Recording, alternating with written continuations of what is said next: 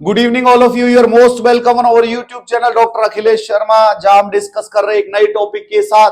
और आज हम बहुत बेहतरीन टॉपिक के ऊपर डिस्कशन कर रहे हैं और करते आए हैं अभी तक। और इंपॉर्टेंट टॉपिक है जो मोस्टली एग्जाम्स के अंदर पूछा जाता है।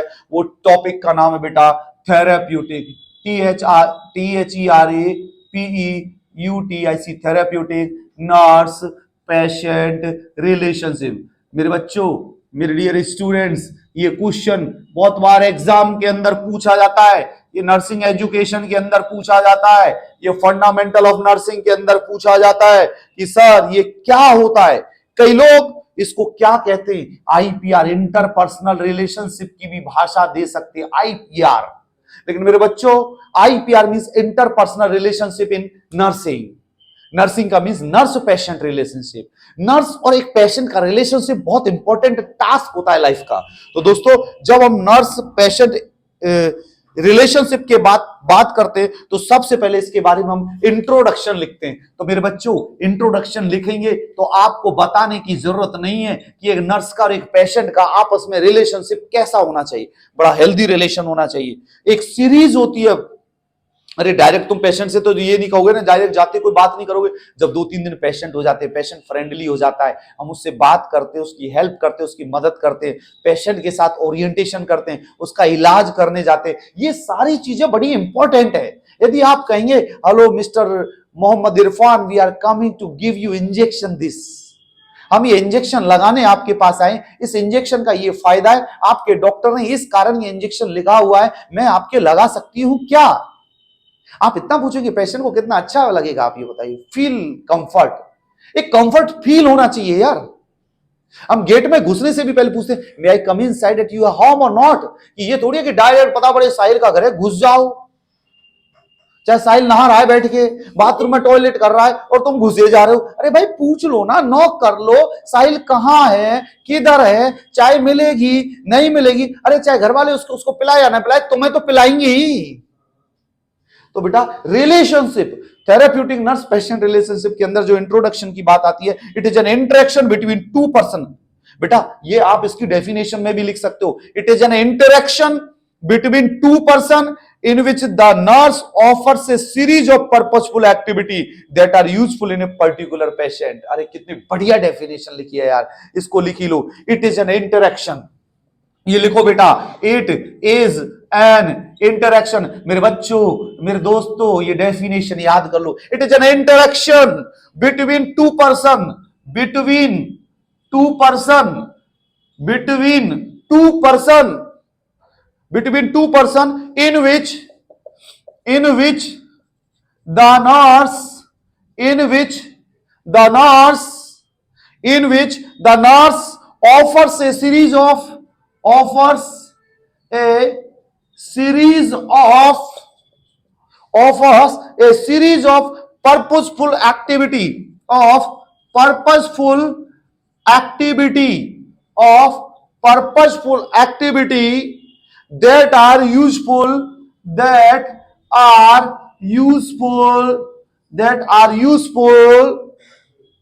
to a particular patient।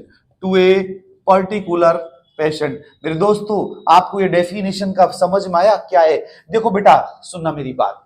Therapeutic nurse patient relationship, इसका कहने का मतलब है इट इज एन इंटरेक्शन।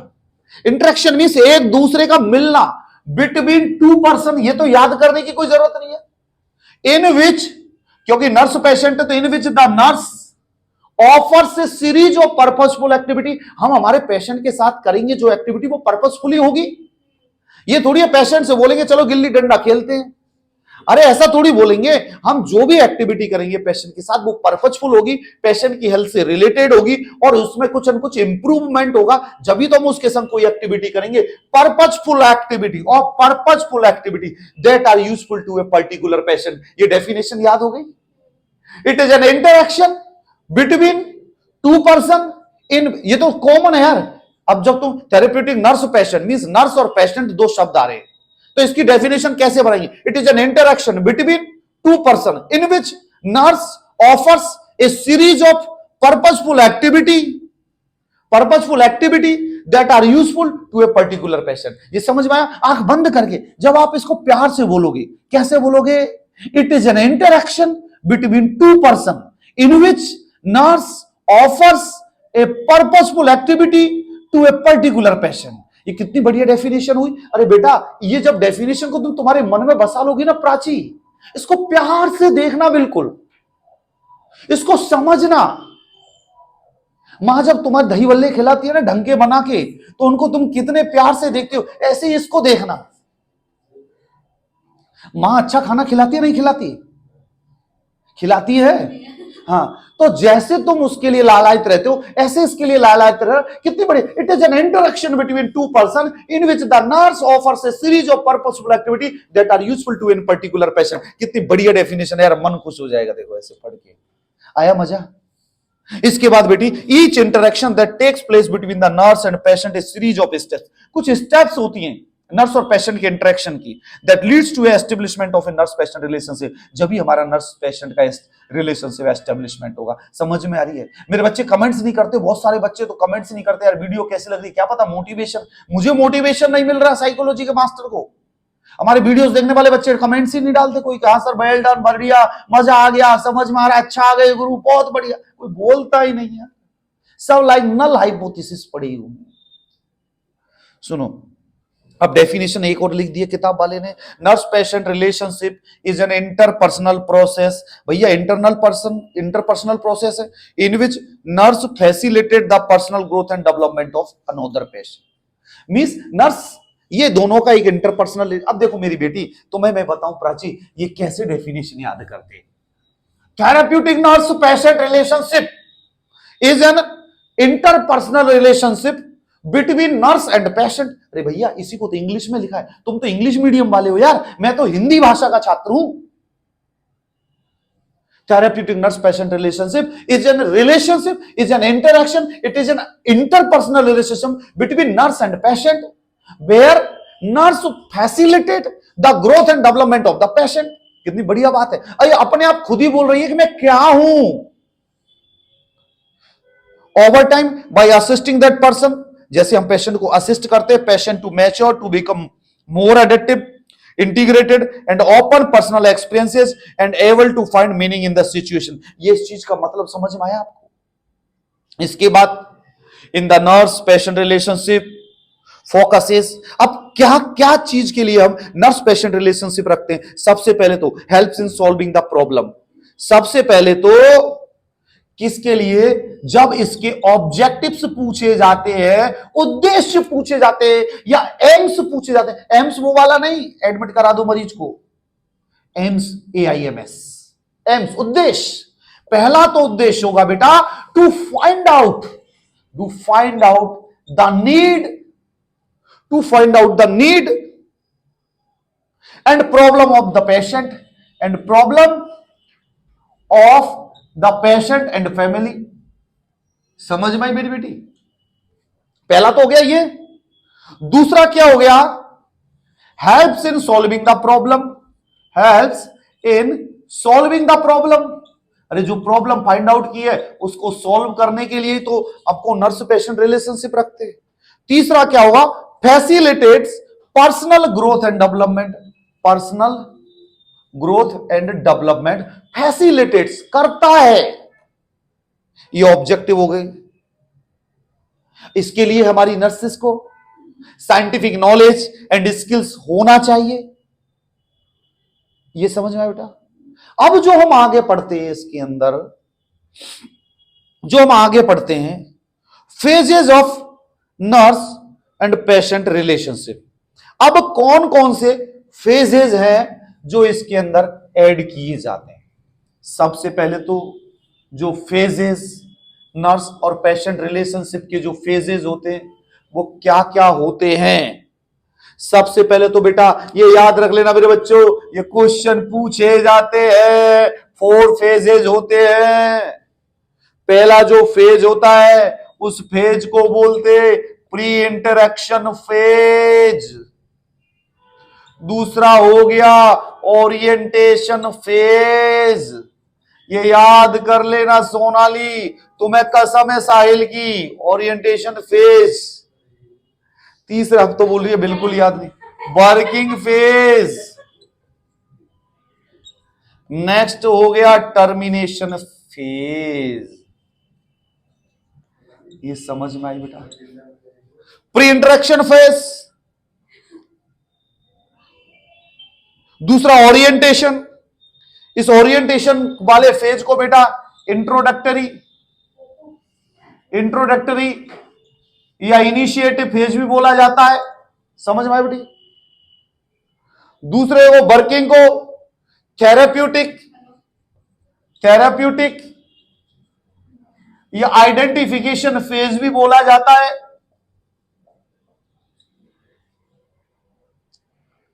तीसरा जो टर्मिनेशन फेज होता है इसको कंक्लूडिंग फेज भी बोला जाता है।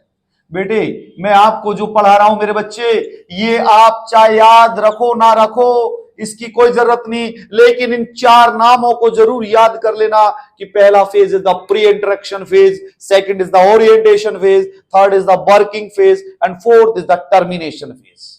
ये चीज समझ में आई मेरे भाई? अब दोस्तों इन चीजों के बारे में हम डिस्कशन करते हैं, आगे का हम ज्ञान लेते हैं। तो सोनाली अब गुरुजी पहले चैप्टर पे आगे प्री इंटरेक्शन फेज में। प्री इंटरेक्शन फेज मैं आपको एक बात बताता हूं, हमारे साहिल के ऊपर हमें एग्जांपल देते हैं। साहिल को कोई लड़की पसंद आई, अब साहिल क्या करेगा? सबसे पहले तो प्री इंटरेक्शन फेज में क्या करेगा? मिलने जाना है भाई, 15 तारीख को मिलना है, तो उसके लिए क्या करेगा? तैयारी करेगा। कैसे मिलेंगे, क्या करेंगे, क्या कपड़े पहनेंगे, कहां जाना है, बाल वाल सेट करवाओ, दाढ़ी वाड़ी बनवाओ, है ना, किसी की मोटरसाइकिल मांगो, कपड़े ढंग के नहीं है तो पड़ोसी से मांगो। ये क्या हुआ? Pre interaction phase. अब बेटी ये तो एक नॉर्मल हो गया। हम पेशेंट के लिए मींस जब हम पेशेंट से मिलने जाते हैं तो सबसे पहले हम प्लान बनाते हैं माइंड में कि हम पेशेंट से कैसे मिलेंगे, कैसे बात करेंगे, उसके बारे में स्टडी करते हैं, उसके बारे में मालूम करते हैं, किताब उसकी फाइल को पढ़ते हैं। वो हो गया pre interaction. Means here we are planning to meet the patient. Pre interaction से पहले, ये लड़की के मिलने से पहले घर पे तैयारी कर रहा है, वो प्री इंटरेक्शन। अब नेक्स्ट आ गया इंटरेक्शन या ओरिएंटेशन फेज। आ गए हम। कैसे आप? मेरा नाम साहिल है जिससे तुम याद कर रही थी, मैं ये काम करता हूं, आप क्या करती है मुझे बताएं, चलो हम कॉफी पी लेते हैं। ये ऐसे इंटरेक्शन करेगा लड़की के साथ। वो फेज क्या हो गया? ओरिएंटेशन, जहां अपने बारे में बताएगा और उसके बारे में नॉलेज लेगा। अब हम हमारे हॉस्पिटल में क्या करेंगे? हम पेशेंट से उसके बारे में पूछेंगे। हम पहले बताएंगे मेरा नाम मिसिज ये है, मैं ये काम करती हूं, मैं यहाँ पे नर्सिंग इंचार्ज हूं या नर्सिंग स्टाफ हूं, मैं आपके साथ ये काम करूंगी, आपकी बीमारी सही हो जाएगी, पॉजिटिव फीडबैक हम देंगे। मेरा नाम ये, वार्ड के अंदर ये चीजें हैं, आपको यदि फ्रेश होना है तो उधर टॉयलेट है, पानी यहां आता है, कूलर का बटन यहां है, लाइट यहां से ऑन कर सकते हो, कोई भी जरूरत हो तो इस बेल को बजा देना, या मेरे पास आके मुझसे हेल्प मांग सकते हो, या हमारे वर्कर को बोल सकते हो, या बेल बजा दे। ये क्या हुआ? Orientation about the ward and department and about yourself and your department is known as orientation phase. आप अपने बारे में, अपने डिपार्टमेंट के बारे में, अपने वार्ड के बारे में, अपनी कंडीशंस के बारे में जो एक्सप्लेन करोगी, ओरिएंटेशन। जैसे मैं आपको ओरिएंटेशन दूंगा ना, ये हमारी एकेडमी है जी, राजेंद्र शर्मा जी इसके मालिक है साहब, ये गेट यहां से खुलता है जी, पीछे बाथरूम है, यहाँ पानी है, यहाँ ये, यहाँ हम पढ़ाते हैं, या हम सेवा लेने आते हैं, या हम क्लास लेते, हम बच्चों को पढ़ाते हैं। ये क्या हुआ? ओरिएंटेशन। फिर आता वर्किंग पेज। अब पेशेंट को आपने एक्सप्लेन करा। Working means for achieving the goal of the patient you are working. जैसे साहिल को यदि शादी करना है तो ये उसके संग वर्क करेगा 2-3 साल तक, पीछे पड़ा रहेगा, रात को भी कहेगा तुम मुझे याद नहीं करती हो, फोन किया करो मुझे। क्या फफूंद पाल ली मैंने, 2 दिन तो मिले नहीं हुए, बोल रहा तुम बात किया करो मेरे से। बोला जबरदस्ती बात किया करो तुम मेरे से। जैसे मेरी भाई बोलती है अभी, बोला एंगेजमेंट के बाद तुम कहते थे बात किया करो, मैं सोचती थी ये आदमी क्या पागल है कि बात करने के लिए बोलता है, क्या बात करूं इस, कितनी बात करोगे। और फिर वो जब बात करने लगी तो मैं सो जाता था, रात को 11 बजे बात करी, अजी हेलो जी कैसे हो जी, क्या जी, मैं सो गया, आधी नींद में हूं। बोलती ये आदमी तो गया काम से, खर्राटे सुन रही, बांध कहती तो तुम रात को खर्राटे ले रहे थे। ये क्या हुआ? Working phase. साहिल भाई वहां वर्क कर रहा है, हमारा वर्क तो खत्म हो गया। हमारा वर्क तो खत्म हो गया, इसका वर्क चालू है। अब हम पेशेंट के साथ जो वर्किंग करें बेटा, थेरेप्यूटिक, अब सुनो बेटे मेरी बात, ये मैं एग्जांपल से इस कारण दे रहा हूं बेटी, ये शब्दों को याद रखना और आपके माइंड में। वर्किंग फेज मींस हम पेशेंट की हेल्थ को, पेशेंट की नीड को, पेशेंट की प्रॉब्लम के अकॉर्डिंग उसके हेल्थ स्टेटस, उसकी नीड, उसके प्रॉब्लम को सॉल्व करने के लिए पेशेंट के साथ काम करते हैं। काम मींस पेशेंट की डिमांड को पूरी करने के लिए उसे ट्रीटमेंट देते हैं, रिहेबिलिटेशन देते हैं, उसके संग वर्क करते हैं, उसकी हेल्थ को इंप्रूव करने के लिए उसको न्यूट्रिशन, डाइट पैटर्न सब कुछ फॉलो करते हैं। ये सब आता है बेटा हमारा वर्किंग फेज के अंदर। अब जब पेशेंट हमने वर्क किया है तो पेशेंट की हेल्थ स्टेटस इंप्रूव हो जाता है। इंप्रूव हो जाने के बाद टर्मिनेशन फेज के अंदर क्या होता है, अब हम यहां पर टर्मिनेशन फेज के अंदर क्या करते हैं, प्लान ऑफ डिस्चार्ज। उस पेशेंट को हम क्या करते हैं, डिस्चार्ज करने के लिए, घर भेजने के लिए प्लान करते हैं कि वो अब तबीयत उसकी सही हो गई है, अब वो प्रोडक्टिव हो गया है, अब हम उसे घर भेज देते हैं। वो अपने घर जाएगा, तबीयत उसकी सही हो गई है, और यदि उसमें कोई पैरालिसिस, कोई विकलांगता यदि उसे आ गए तो उसे रिहेबिलिटेशन करवाते हैं। रिहेबिलिटेशन मींस यदि वो फिजिकल रिहैब हो गया, फिजिकल उसको यदि कोई प्रॉब्लम आ गई है तो उसे कोई ऐसा ऑक्यूपेशन सिखाए कि उससे अपना जीवन निकाल ले, या उससे कोई मोटरसाइकिल या ट्राईसाइकिल या बाईसाइकिल या कोई भी जो आती है वो उसको दे, जिससे कि वो अपनी लाइफ इजी वे में जी सके। रिहेबिलिटेशन का मेन कॉन्सेप्ट होता है बेटा unproductive life to productive life. Unproductive, जो आदमी कुछ नहीं कर सकता उसको प्रोडक्टिव लाइफ में चेंज कर रहा, ये रिहेबिलिटेशन का गोल होता है। ये चीज समझ में मेरे बेटे, तो बेटा ये समझ में आ गया। प्री इंटरेक्शन, मिलने से पहले, पेशेंट से मिलने के पहले एक नर्स पेशेंट के लिए प्लान बनाती है, उसके बारे में सोचती है, क्या आइडिया लेगी, क्या उसके कॉन्सेप्शंस होंगे, क्या प्रिजुडिसेस होंगे, क्या वो क्लाइंट के बारे में सोचती है, क्या चीजें, ये सब आता है प्री इंटरेक्शन। ओरिएंटेशन में वो जाके बताएगी name of the individual, role of nurse and patient, responsibilities of nurse and patient, ये सब चीजें डिस्कस करेगी ओरिएंटेशन फेज के अंदर। वर्किंग फेज के अंदर पेशेंट की नीड, प्रॉब्लम और उसके लिए वो काम करेगी। टर्मिनेशन फेज में उसके लिए डिस्चार्ज प्लान बनाएगी और रिहेबिलिटेशन करेगी। इसको क्या बोलते हैं बेटा, टर्मिनेशन फेज। अब मैं जो किताब बोलती है वो मैं आपको जल्दी जल्दी बता देता हूं। प्री इंटरेक्शन फेज, ये चीज तो समझ में आ गई। इस पूरे टॉपिक के अंदर आपको इस 4 हेडिंग याद करने और एक डेफिनेशन, डेफिनेशन भी क्लियर हो गए। Therapeutic nurse patient relationship means it is an interpersonal relationship between nurse and patient where nurse offers a series of work to improve the condition of the patient. कुछ भी बना के लिख दे। अब देखो, pre interaction phase begins the nurse first contact with the patient. The task of the nurse in this phase is self exploration. The nurse tries to explore herself, both her physical and psychological capacities of overcoming the client's problem. While doing so, the nurse experiences or shares misconceptions and prejudices of the general public. वो patient अपने misconceptions और जो भी nurse अपने mind में सोच के चल सकती है कि इनको क्या मिसकंसेप्शंस हो सकते हैं, वो तैयारी करती है उसके लिए। ओरिएंटेशन फेज में name of the individual, role of the nurse and patient, responsibilities of the nurse and patient, expectation of nurse and patient. दोनों की एक्सपेक्टेशन होगी ना बेटा, नर्स की अलग एक्सपेक्टेशन होगी, पेशेंट की अलग एक्सपेक्टेशन होगी। Purpose of therapeutic relationship explain करेगी nurse. Meeting location and meeting time explain करेगी ओरिएंटेशन फेज में। Condition of the for termination, condition करेगी, और कॉन्फिडेंशियलिटी होनी चाहिए हर चीज के अंदर। और फिर जब पेशेंट आपके पास आएगा, जब आप उसे ओरिएंटेशन देंगे। वर्किंग फेज के अंदर nurse and patient each other, एक दूसरे को जान जाते हैं, क्योंकि ओरिएंटेशन फेज के अंदर एक दूसरे को जान गए। अब यहां पर वो वर्क करते हैं पेशेंट की नीड और प्रॉब्लम के हिसाब से। ये फेज सबसे बड़ा लॉन्गेस्ट होता है और वेरी प्रोडक्टिव होता है। अब कई बार ये क्वेश्चन बढ़ता है कि नर्स पेशेंट रिलेशनशिप के अंदर लॉन्गेस्ट फेज कौन सा होता है, तो वो होता है वर्किंग फेज। इसके अंदर क्लाइंट्स एज्यूम करता है active role, patient problems explained होती है, उसको डायरेक्टली डील करती है नर्स। नर्स हमेशा बेटर अंडरस्टैंडिंग रखती है पेशेंट की प्रॉब्लम और उसकी अवेयरनेस के लिए। Patient most assertiveness means aware हो जाता है। पेशेंट फिजिकल इमोशनल हेल्थ का उसका ऑप्टिमम ध्यान रखना है। नर्स पेशेंट के साथ एज ए पार्टनर काम करती है। नर्स रोल करती है एज ए काउंसलर और रिसोर्स पर्सन की तरह। नर्स उसके डिसफंक्शन बिहेवियर को या कोई एबनॉर्मल बिहेवियर उसको चेंज करने के लिए काम करती है। वो स्पेसिफिक थेरेप्यूटिक टास्क लेके काम करती है कि मुझे टास्क मिली है, मुझे इस पेशेंट का वेलफेयर करना है। नर्स क्लाइंट्स को यदि कोई भी चीज हो तो वो पूरा हो जाता है तो उसके बाद पेशेंट से आउटपुट लेती है, चेक करती है कि इंप्रूव हुआ है कि नहीं हुआ। नर्स एप्रिशिएट करती है हमेशा पेशेंट के बिहेवियर को। अब ऐसे नहीं वो तुम्हें जूता मारे, तुमको कहे आई लव यू, तुम कहो ठीक है अप्रिशिएट कर रही हूं, आई लव यू भैया, ऐसे नहीं। Appreciate in a professional manner. Appreciate means a patient is doing something good, वो कल तक चल नहीं पा रहा था, आज वो ट्राई कर रहा है, तो you have to appreciate, okay well done, very good, आप इंप्रूव कर जाओ, मैं कह रही हूं ना तुम घर जाओगे, you improve your will power. आपको ऐसे बात करना है। The nurse makes use of the therapeutic communication. Therapeutic communication बोलता हूं ना, एक नर्स को कम्युनिकेशन स्किल्स आना चाहिए। इस दुनिया के अंदर 100 में से 90% लोग कम्युनिकेशन के कारण फेल हैं, आता ही नहीं उनको कम्युनिकेशन करना। रिलेशन बिगड़ रहे हैं, उनका मेन कारण क्या है? कम्युनिकेशन। कम्युनिकेशन करना जो सीख जाता है, कम्युनिकेशन एक टेक्निक है, कम्युनिकेशन एक टेक्नोलॉजी है, इसके ऊपर बनाएंगे कम्युनिकेशन के। कम्युनिकेशन एक टेक्नोलॉजी है, जो पर्सन कम्युनिकेशन सीख जाता है वो जीवन में सफल हो जाता है। वे ऑफ टॉक कैसा है? आधी से ज्यादा प्रॉब्लम आपके कम्युनिकेशन से सॉल्व हो जाती है जीवन की, हथियार उठाने तक की नौबत नहीं आती, पर आपको पता होना चाहिए। The nurse makes the use of therapeutic communication.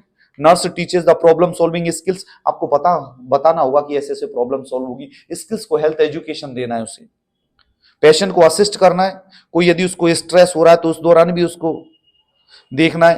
फिर टर्मिनेशन फेज के अंदर तो पेशेंट को जो क्राइटेरिया हमें देखना है कि उसको टर्मिनेशन करना है, घर भेजना है कि नहीं भेजना।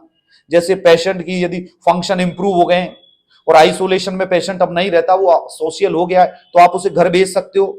पेशेंट पहले से विल पावर मजबूत हो गई है, कोई फिजिकल एंड साइकोलॉजिकल सिम्टम्स नहीं है, तो आप उसे घर भेज सकते हैं। पेशेंट का more effective and productive defence mechanism है, तो आप उसे घर भेज सकते हैं। पेशेंट का जो प्लान्ड ट्रीटमेंट था, जो आपने प्लान किया था, आपने वो अचीव कर लिया और पेशेंट हेल्दी हो गया, तो आप घर भेज सकते हो। पेशेंट का कोपिंग मैकेनिज्म और स्ट्रेस फ्री एनवायरनमेंट है और कोई सिचुएशन नहीं और patient is looking cheerful and happy, आप उसे घर भेज सकते हो। ये सब आता है मेरी बेटी टर्मिनेशन फेज के अंदर। तो ये सारे टॉपिक आपको बड़े इजी वे में मैंने आपको समझाया। Therapeutic nurse and patient relationship, ये आपको समझ में आया होगा, मेरे हिसाब से आपको समझ में आ गया, और ये आपको पढ़ना है, याद करना है, और मेरे यार वीडियोस पे कमेंट जरूर करना भाई, क्योंकि आपका मोटिवेशन बहुत जरूरी है, क्योंकि मुझे भी मोटिवेट होना है। जिस मैं विल पावर से आपको मैं बता रहा हूं, समझा रहा हूं, आप भी समझने की कोशिश करिए और इसको शेयर करिए, सब्सक्राइब करिए। मैंने बोला था लेकिन आज तक किसी ने ध्यान नहीं दिया कि सब्सक्राइबर बढ़ने चाहिए, लेकिन अभी तक नहीं बढ़े, नहीं जा रहे, तो इनको बढ़ाओ, हेल्प करो। Thank you so much, bye bye, take care. YouTube channel subscribe कर दो डॉक्टर अखिलेश शर्मा को। Thank you, bye bye.